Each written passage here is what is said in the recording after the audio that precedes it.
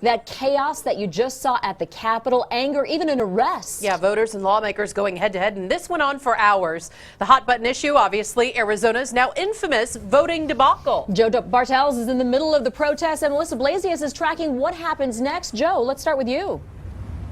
Well, guys, it was a volatile situation. Those protesters were protesting what they're calling voter suppression here. It was going on inside the House of Representatives here, and just moments ago, protesters were hauled off in handcuffs. Sat there. You need to leave him alone. Leave him alone.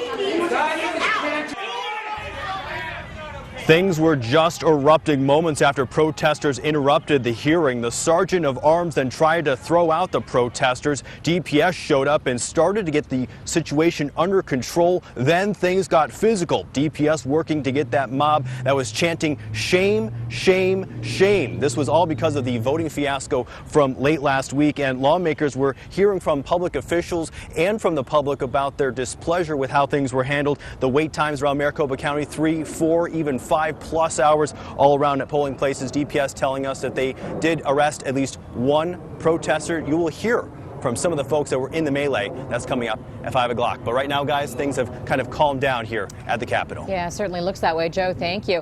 So other than having a chance to vent their frustrations, is anything going to change? ABC 15's Melissa Blasius picks up that part of the story. Melissa.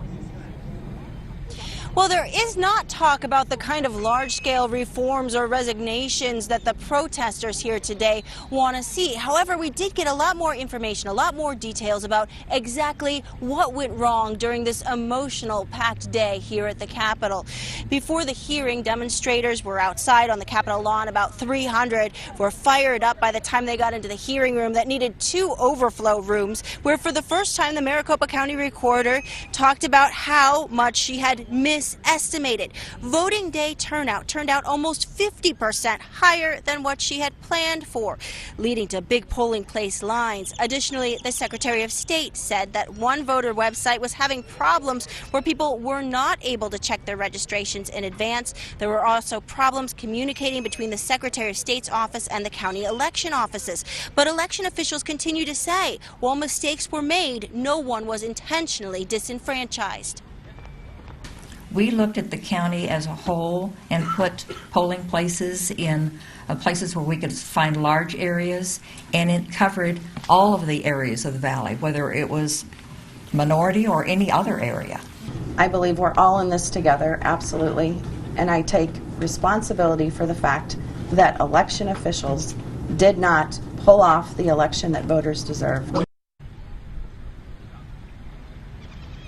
At today's hearing, a lot of citizens who had signed up to speak didn't get a chance. Even though the hearing went more than 3 hours, it just was not long enough to get them all in. The Secretary of State says she will be holding a series of public hearings over the next few weeks. She's going to announce the locations and dates by the end of this week. She also wants voters to share their Election Day stories on her website so she can get a better idea if there are any other problems out there that they have not explored yet. Back to you. And it sounds like a lot of them are already online. In fact, social media, obviously a big part of this story. Hashtags like AZLedge and AZVote are trending online right now. Let's look at a couple a little closer here. Here are just some of the posts. Here we go again. Arizona's trending on Twitter, and not in a good way. They waited hours to vote last week and hours in committee today to have their voices silenced. One person just writing, woe to the whole thing, and someone else writing, as someone with a disability, it would be very difficult to wait in line hours to vote. I'd be so upset. And look at all these hashtags showing up now. I want to show you one more coming in from Heather Scott. They should have testimony all day and beyond if necessary. We know it did last 3 hours, as Melissa mentioned. Stick with ABC15.com and ABC 15 Mobile as this huge story develops.